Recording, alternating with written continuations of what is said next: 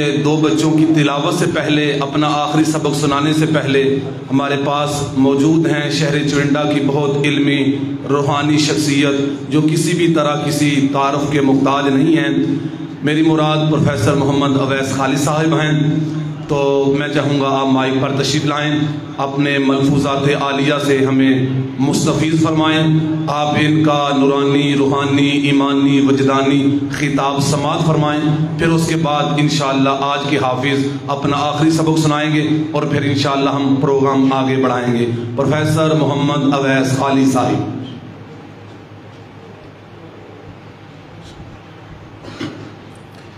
الحمدللہ رب العالمین والعاقبۃ للمتقین والصلاة والسلام علی سید الانبیاء والمرسلین وعلی آلہ واصحابہ وازواجہ اجمعین۔ قال اللہ تبارک وتعالی فی القرآن المجید والفرقان الحمید ذالک الکتاب لا ریب فیہ صدق اللہ العظیم۔ قال اللہ تبارک وتعالی فی شان حبیبہ مخبرا وعامرا ان اللہ وملائکتہ یصلون علی النبی یا ایہا الذین آمنوا صلوا علیہ وسلموا تسلیما۔ تمام احباب درود پاک پڑھیں، کوئی لب خاموش نہ رہے، کوئی جان محروم نہ رہے۔ الصلاۃ والسلام علیک یا سیدی یا رسول اللہ وعلی آلک واصحابک یا سیدی یا حبیب اللہ۔ الصلاۃ والسلام علیک یا سیدی یا نبی اللہ وعلی آلک واصحابک یا سیدی یا رحمت للعالمین۔ مقتدر سامعین حضرات، السلام علیکم ورحمۃ اللہ وبرکاتہ۔ قرآن کا کوئی متبادل نہ بدل ہے، قرآن کا کوئی متبادل نہ بدل ہے، قرآن ہر عقدہ دشوار کا حل ہے۔ قرآن رسالت کا محافظ بھی خبر بھی، قرآن بصیرت بھی بصارت بھی بصر بھی، قرآن تاثیر بھی مؤثر بھی اثر بھی، قرآن میں صحرا بھی سمندر بھی حجر بھی، اور محشر کی مثالیں بھی ہیں سدرا کے ثمر بھی، اور قرآن میں ازل سے ابد تک کی خبر ہے، قرآن میں ہی تذکرہ جن و بشر ہے، قرآن کی آیات میں راتیں بھی ہیں دن بھی، قرآن میں انسان بھی شیاطین بھی جن بھی، قرآن تو انسانوں پہ احسان ہے رب کا، قرآن حقیقت میں خزینہ ہے ادب کا، اور قرآن تو گنجینہ ہے اصل و اصول کا، قرآن معجزہ ہے خدا کے رسول کا۔ عزیزان گرامی قدر، کئی مرتبہ بڑا یہ دل کرتا رہا جب کبھی پڑھتے ہیں سنتے ہیں رشک کرتے ہیں، کیسی وہ پاک ہستیاں تھیں جنہوں نے خود اپنی آنکھوں سے حضور علیہ الصلوۃ والسلام کے معجزات دیکھے تھے، اور کیا نصیب ہے نبی پاک صلی اللہ علیہ وآلہ وسلم کے امتی کا۔ آپ ذرا غور کریں کہ جتنے انبیاء علیہم السلام کو اللہ تبارک و تعالیٰ نے جو معجزات عطا فرمائے، وہ معجزات اس دور کے امتیوں نے ہی صرف ملاحظہ فرمائے، اس دور کے لیے تھے۔ حضرت موسیٰ علیہ السلام کو ید بیضا کا جو معجزہ ملا، آپ کا ہاتھ مبارک روشن ہو جاتا تھا، تو وہ آپ کے ان امتیوں نے دیکھا، اس کے بعد کوئی نہیں دیکھ سکا۔ اسی طرح عیسیٰ علیہ السلام اگر اللہ کے حکم سے مردوں کو زندہ کرتے تھے تو وہ بھی اس وقت کا معجزہ تھا، اس وقت کے امتیوں نے دیکھا، اس کے بعد والے نہیں دیکھ سکے۔ اور آپ ذرا اندازہ کریں کہ اللہ تبارک و تعالیٰ نے حضور علیہ الصلوۃ والسلام کو یہ جو قرآن معجزہ عطا فرمایا ہے، یہ قیامت تک کے لیے قائم اور دائم۔ اب کتنی قسمت والی بات ہے کہ ہم اس معجزے کو دیکھ سکتے ہیں، اس کو چھو سکتے ہیں، اس کو پڑھ سکتے ہیں، اور کاش کبھی اس کو سمجھ بھی لیں تو ہماری زندگیوں میں انقلاب آ جائے۔ ذرا غور کریں، اللہ تبارک و تعالیٰ نے اس قرآن کو جب معجزہ بنا کے بھیجا، جب اپنا کلام نبی پاک صلی اللہ علیہ وآلہ وسلم پر نازل فرمایا، تو اس وقت جو مشرکین تھے پھر ان کو ایک چیلنج دیا، انہیں کہا کہ اگر تم اس کو نہیں مانتے تو پھر لاؤ اس جیسی کوئی صورت ہی بنا کر لے۔ پہلے 10 صورتوں کا ذکر کیا، پھر کہا کوئی ایک ہی صورت لے کر تو آؤ۔ کتنا بڑا چیلنج ہے پورے عالم مشرکین کے لیے کہ کوئی ایک صورت بھی اس جیسی بنا کر لاؤ، قیامت تک کے لیے شکست ان کا مقدر ہے، وہ قرآن کے مقابل پہ اس کی کوئی ایک آیت بھی نہیں لا سکتے، ایک حرف بھی نہیں لا سکتے، کوئی زیر زبر بھی پیش نہیں کر سکتے۔ اچھا پھر آپ دیکھیں کہ قرآن پاک کو جب اللہ تبارک و تعالیٰ نے چیلنج بنا کے ان کے سامنے پیش کیا تو اس وقت ایک آسان طریقہ یہ ہوتا ہے، آسان طریقہ یہ ہے کہ اس علمی چیلنج کو علم کے لحاظ سے قبول کیا جاتا، کیونکہ وہ کوئی عام لوگ نہیں تھے۔ جو عرب کے لوگ تھے وہ اس وقت فصاحت و بلاغت میں پوری دنیا میں اپنا ثانی نہیں رکھتے۔ اللہ نے چیلنج کسی ان پڑھ شخص کو نہیں کیا تھا، کسی ان پڑھ قسم کی جاہل قوم کو نہیں کیا تھا، وہ زبان دانی پر بڑا عبور رکھنے والے لوگ تھے، یعنی ان کی فصاحت و بلاغت کے چرچے چار وانگے عالم میں پھر رہے تھے۔ وہ سمجھتے تھے کہ ہم سے زیادہ عربی زبان کو اور کوئی نہیں جانتا، یعنی وہ کوئی عام لوگ نہیں تھے اس حوالے سے۔ میں آپ کو بتاؤں کہ آپ نے ایک بڑی معروف وہ واقعہ آپ نے سنا ہوگا کہ آقا کریم صلی اللہ علیہ وآلہ وسلم کی بعثت سے پہلے مشرکین جو تھے اپنی بیٹیوں کو زندہ درگور کر دیتے۔ میں نے ایک تفسیر میں پڑھا تھا کہ اس میں سے ایک وجہ یہ بھی تھی کہ ایک بندہ شرمندہ کیوں ہوتا تھا کہ بیٹی پیدا ہو گئی تو کیوں اس کا سر شرم سے جھک جاتا تھا کہ عرب کے لوگوں کو اس قدر شعر و شاعری آتی تھی، اس قدر زبان پر عبور تھا کہ وہ ایک راہ چلتی عورت کو اپنی آنکھوں سے اوجھل ہونے سے پہلے پہلے اس پہ 72 شعر کہہ دیتے، بڑا عبور تھا ان لوگوں کو زبان پر۔ اللہ نے ان کو چیلنج کیا کہ تمہیں جتنا بھی عبور حاصل ہے، تمہیں جتنی بھی زبان پہ گرپ ہے، تمہیں گرفت ہے، قرآن کی کوئی ایک آیت تو اس کی مثال لے کر وہ چیلنج قیامت تک کے لیے کبھی وہ پورا نہیں کر سکتے۔ اور پھر انہوں نے ایک مشکل راستہ اختیار کیا۔ آسان راستہ تو ان کے لیے یہ تھا نا کہ وہ چیلنج قبول کرتے اور کہتے کہ ٹھیک ہے جی ہم علمی جواب دیں گے۔ مشکل ترین راستہ کیا تھا؟ وہ جنگ و جدل پر آتے، تلواریں لے کر آمنے سامنے آتے۔ کئی ان کے کافروں کے کئی باپ واصل جہنم ہوئے، کئی بیٹے ان کی آنکھوں کے سامنے مارے گئے، یعنی انہوں نے جنگ کا انتخاب کیا وہ، کیونکہ قرآن کے مقابل پہ ایک آیت بھی نہیں لا سکتے، یہ قرآن کا اعجاز ہے۔ ہم کتنے خوش قسمت ہیں کہ اس معجزے کو اپنی آنکھوں سے دیکھ سکتے ہیں۔ اور وہ جو پہلے جو قبلہ قاری صاحب اپنے جو خیالات کا اظہار کر رہے تھے، وہ مسلم امہ کی ترجمانی کر رہے تھے کہ ہم قرآن سے کتنا دور ہو گئے۔ میں آپ کو چند احادیث مبارکہ آپ کے گوش گزار کروں گا۔ حضرت عثمان بن عفان رضی اللہ تعالیٰ عنہ سے روایت ہے، فرمایا خیرکم من تعلم القرآن وعلمہ، تم میں سے بہترین وہ ہے جو قرآن کو سیکھے اور سکھائے۔ اب جب ہم یہ حدیث پاک کو پڑھتے ہیں نا تو ذرا اس کی وسعت معنی کا اندازہ لگائیں۔ اب دیکھیں دنیا میں اس قدر جدید ترین کورسز کرائے جا رہے ہیں، دنیا کی بڑی بڑی یونیورسٹیز بڑی بڑی ڈگریاں دے رہی ہیں، وہ جو مرضی کر لیں، دنیا کا جون سا مرضی علم جو ہے وہ دریافت کر کر کے سیکھنا شروع کر دیں، بہترین وہی ہوگا جو قرآن سیکھنے اور سکھانے والا ہوگا، بہترین وہی ہے، اسی کا نصیب عروج پر ہے جو قرآن سے جڑ گیا۔ اور ایک جو بخاری شریف میں حدیث پاک ہے اس میں تو یہ الفاظ ہیں کہ تم میں سے سب سے فضیلت والا وہ ہے جو قرآن کو سیکھتا اور سکھاتا۔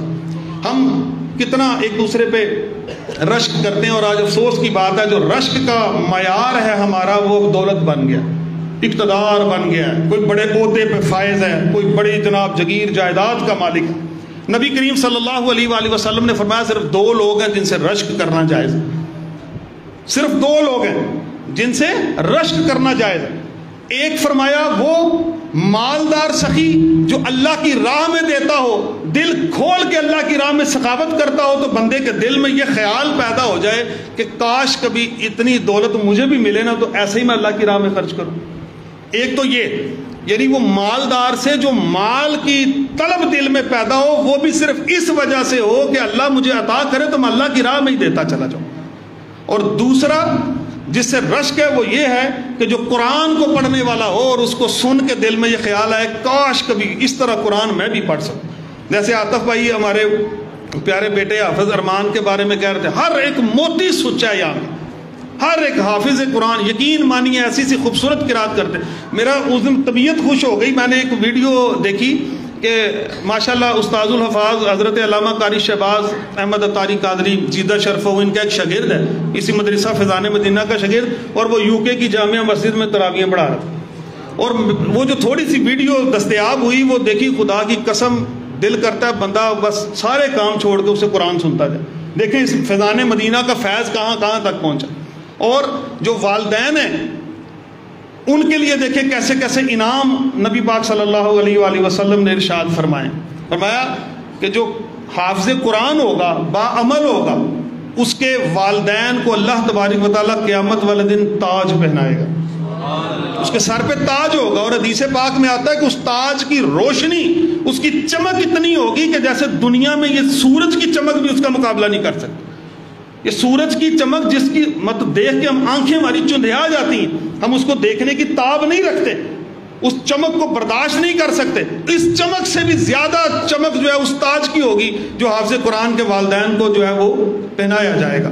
پھر حدیث پاک میں نبی پاک صلی اللہ علیہ وآلہ وسلم نے ارشاد فرمایا کہ اللہ تبارک و تعالیٰ قیامت والے دن حافظ قرآن کو، صاحب قرآن کو، قرآن کے علم رکھنے والے کو بلائے گا اور پھر اسے کہے گا کہ جس طرح تو دنیا میں ترتیل کے ساتھ قرآن پڑھتا رہا ہے نا، اب اسی طرح قرآن پڑھتا جا،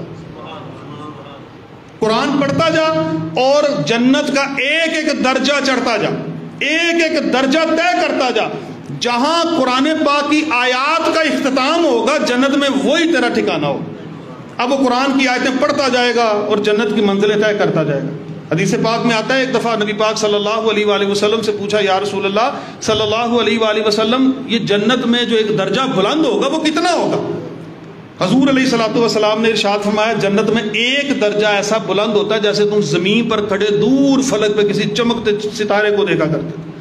زمین و آسمان کی مسافت سے بھی زیادہ جو درجہ ہے وہ ایک درجہ ہے جنت میں جو بلند کیا جائے گا.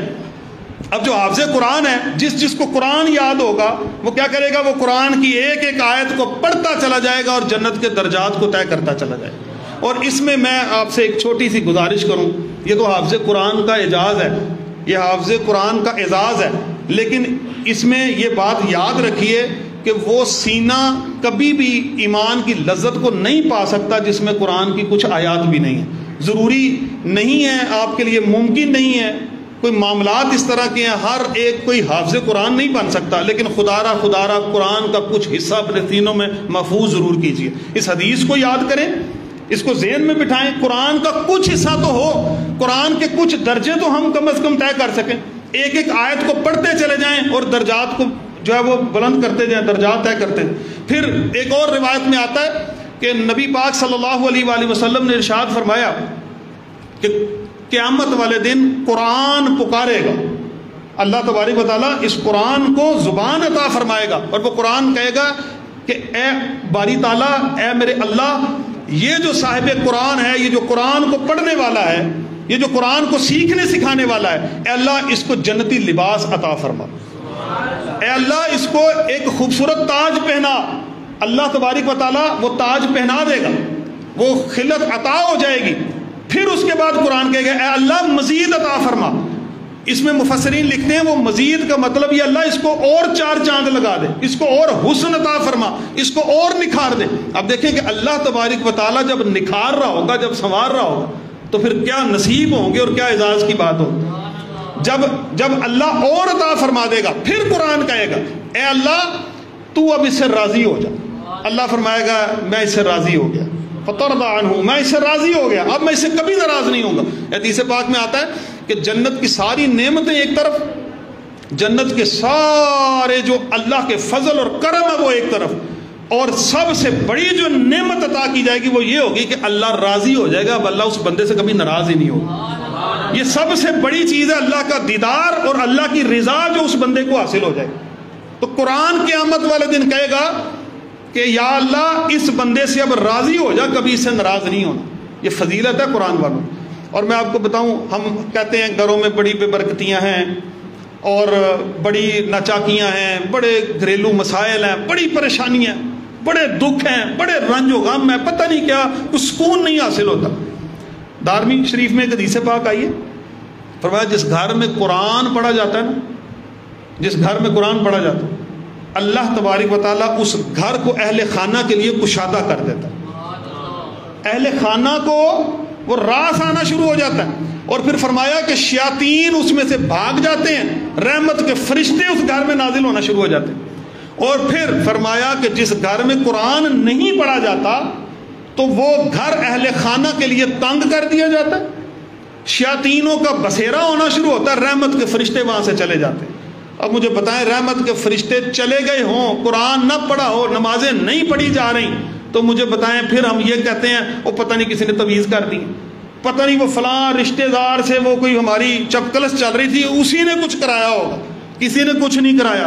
کوئی اتنا ویلا نہیں اور کوئی اتنا کامل نہیں پھر رہا کہ اٹھے اور اٹھ کے جناب تویز کرا دے اور سارا بیڑا غرق ہو جائے۔ استغفر اللہ، ہر ایک کی تقدیر ہے، ہر ایک کا مقدر ہے۔ اللہ تبارک و تعالیٰ کی ذات پہ بھروسہ رکھیں، یقین رکھیں، اور ذرا اپنی طرف بھی نگاہ دوڑائیں کہ ہمارے گھر میں بے نمازی بھی ہیں، ہمارے گھر میں بے ادبیاں بھی ہیں، ہمارے گھر میں قرآن پڑھا نہیں جا رہا، راتوں کو جناب جاگ جاگ کے جیسے قاری صاحب بھی فرما رہے تھے موبائلوں پہ لگے ہوئے ہیں، اور کوئی ہوش نہیں، کوئی فکر نہیں، کوئی فاقہ نہیں، طرح طرح کی برائیاں، بے حیائیاں، روزے رکھے ہیں اور جناب صرف پیٹ کا روزہ ہے، نہ آنکھوں کی احتیاط کر سکے، نہ زبان کی احتیاط کر سکے، نہ کانوں کی احتیاط کر سکے، نہ محفلیں دیکھی، نہ مجلسیں دیکھی، نہ ہی ہم نے کوئی شعور کی سیڑھی طے کی، نہ کبھی ہم نے اس حدیث پہ غور کیا کہ نبی پاک صلی اللہ علیہ وآلہ وسلم کا فرمان ہے کہ مومن کا ہر آنے والا دن پہلے دن سے بہتر ہوتا ہے۔ آج کب ہم غور کرتے ہیں کہ کل والے دن سے آج کا دن بہتر ہوا؟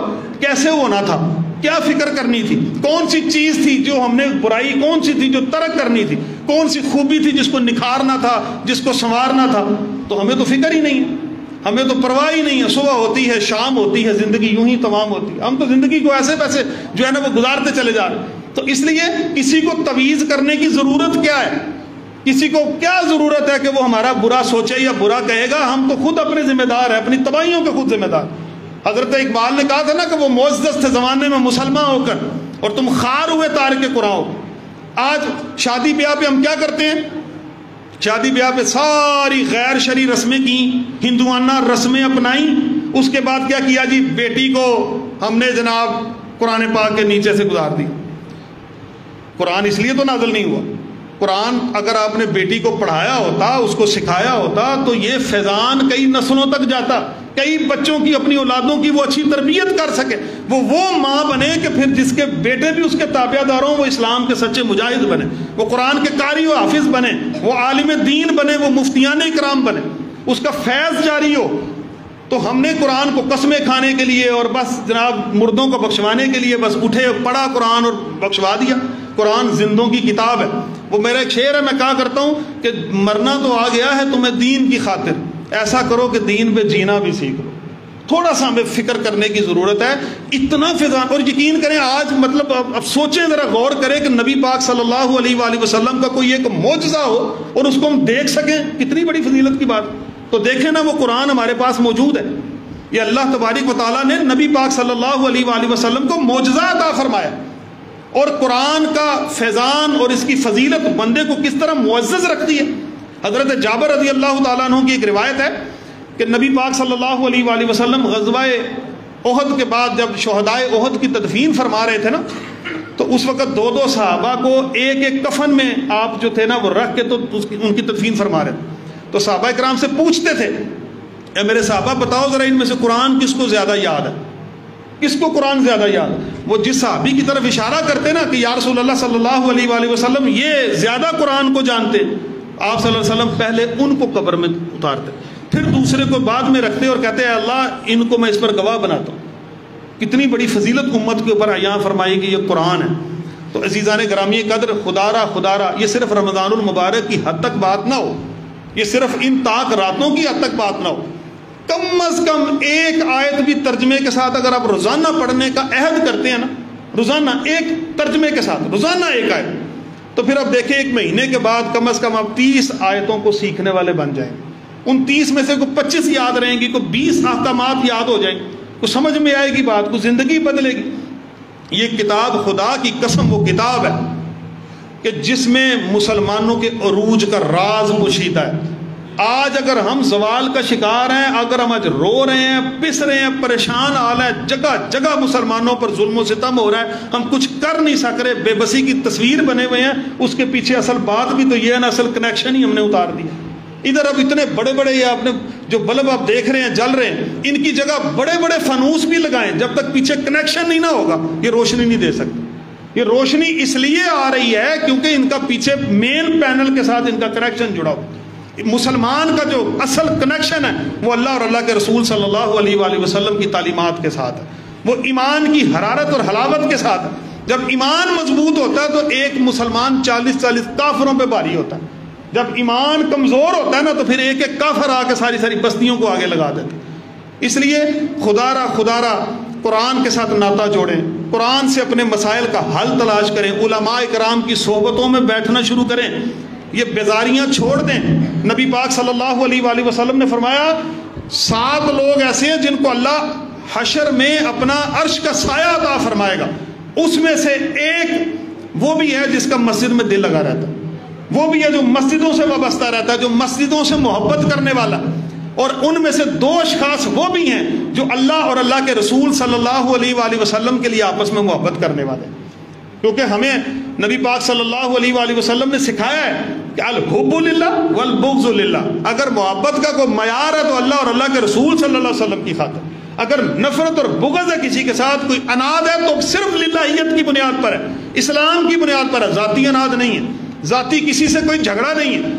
اگر جو کچھ بھی ہے وہ دین اسلام کے ساتھ, تو اسلام کے ساتھ اپنے آپ کو جوڑے, اسلام کی تعلیمات کے ساتھ اپنے آپ کو جوڑے. محض صرف کلمہ پڑھ لینے سے, محض صرف اپنے آپ کو مسلمان کہہ لینے سے, جو دیکھا ہے مسلمانوں کا کیا حال ساری دنیا میں ہو رہا ہے, کہاں کہاں یقین مانے وہ داستانیں بیان کرنے کے قابل نہیں ہے, روح کانپ جاتی. بڑی تفصیل کے ساتھ سارے جذبات کی عکاسی قاری شہباز صاحب نے کر دی. تو اس لیے آج مسلمانوں کے اوپر جو تنگی اور زوال ہے اس کی وجہ ہی صرف یہ ہے کہ ہم نے قرآن کی تعلیمات کو ترک کر دیا. ہم لگے ہیں فیشن کے پیچھے, ہم لگے ہیں اس جدیدیت کے پیچھے, اس سیکولرزم کے پیچھے, طرح طرح کے خیالات, طرح طرح کی بھانت بھانت کی بولیاں, ان سے بچیں, ایمان کے ان ڈاکوؤں سے بچیں, علماء حق کی صحبت اختیار کریں. تو میری دعا ہے اللہ تبارک و تعالیٰ آج کی رات کا صدقہ ہم سب کے حال پر رحم فرمائے, ہم سب کو اللہ تبارک و تعالیٰ دین اسلام پر صحیح طرح سے کاربند رہنے کی توفیق عطا فرمائے, استقامت عطا فرمائے. بلا شبہ مدرسہ فیضان مدینہ کے وہ حفاظ اکرام جو آج اپنا آخری سبق سنائیں گے, اور ماشاءاللہ الحمدللہ تکمیل قرآن ہوگا, اور وہ تمام اساتذہ اکرام, ان کے والدین, وہ بچے, وہ سارے کے سارے مبارکباد کے مستحق ہیں. اللہ کریم سب کو جزائے خیر عطا فرمائے, درازی عمر بالخیر عطا فرمائے. وآخر دعوانا الحمدللہ رب العالمین. ماشاءاللہ بڑے مختصر وقت میں پرمغز خطاب سے ہمیں مستفیض فرما رہے تھے برادر مکرم پروفیسر محمد اویس خالد صاحب. اللہ کریم ان کے علم و حلم میں مزید برکتیں عطا فرمائے.